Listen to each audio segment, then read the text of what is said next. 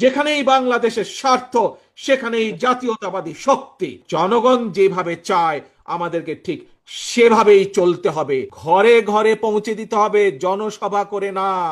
এই ঘরে ডাকাত পড়েছিল গত 15-16 বছর যাবৎ, সেই ডাকাতকে বাংলাদেশের জনগণ বিতাড়িত করেছে। এখন এই বাংলাদেশকে গঠন করতে হবে, কারণ এই দেশ আপনার, এই দেশ আমার, এই দেশ আমাদের সকলের।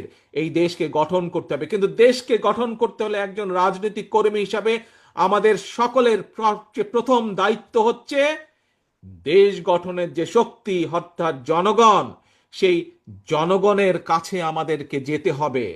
প্রিয় সহকর্মীবৃন্দ, এইরকম মিটিং করে করে জনগণের কাছে গেলে চলবে না।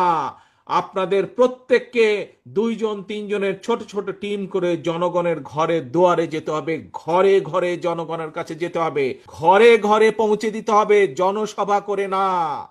প্রিয় সহকর্মী বৃন্দ, প্রিয় কর্মী ভাইরা, প্রিয় ডেলিগেট বৃন্দ, কাউন্সিলর বৃন্দ, একটি কথা মনে নিতে হবে, আমাদের লক্ষ্য এখন একটি থাকতে হবে, ঐক্য, জনগণ এবং দেশ গঠন। প্রিয় ভাই বোনেরা, এখানে বহু মুরব্বীও উপস্থিত আছেন।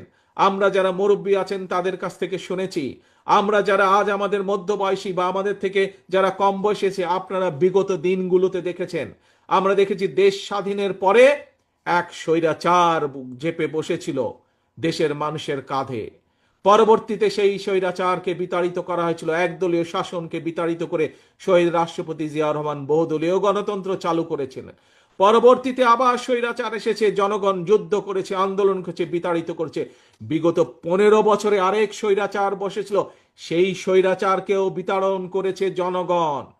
প্রিয় ভাই বোনেরা, আজ জাতীয়তাবাদী শক্তির সকল নেতা, সকল কর্মী যদি আমরা ঐক্যবদ্ধ না হই, মন দিয়ে শুনবেন কথাটি, এই কথাটি শুধুমাত্র আমি কুমিল্লা জেলা, দক্ষিণ জেলার জন্য বলছি না, শুধু কুমিল্লা অঞ্চলের মানুষ না, এই কথাটি আমার সারা বাংলাদেশে ছড়িয়ে ছিটিয়ে থাকা বিএনপির প্রত্যেকটি নেতাকর্মীর উদ্দেশ্য করে আমি বলতে চাই, আমরা যদি সকলে আজকে ঐক্যবদ্ধ না হই, আমরা যদি গণতান্ত্রিক শক্তিগুলো সব ঐক্যবদ্ধ না হই, আমরা যদি দেশের জনগণকে আজকে ঐক্যবদ্ধ করতে না পারি, তাহলে দেশ স্বাধীনের পরে যেভাবে স্বৈরাচার চেপে বসেছিল, তাহলে 2008 সালে তথাকথিত নির্বাচন দিয়ে, 1/11-এর পরে তথাকথিত নির্বাচন দিয়ে যেভাবে স্বৈরাচার ফ্যাসিস্ট দেশের কাঁধে চেপে বসেছিল, যদি আমরা জনগণকে বুঝাতে সক্ষম না হই, যদি আমরা ঐক্যবদ্ধ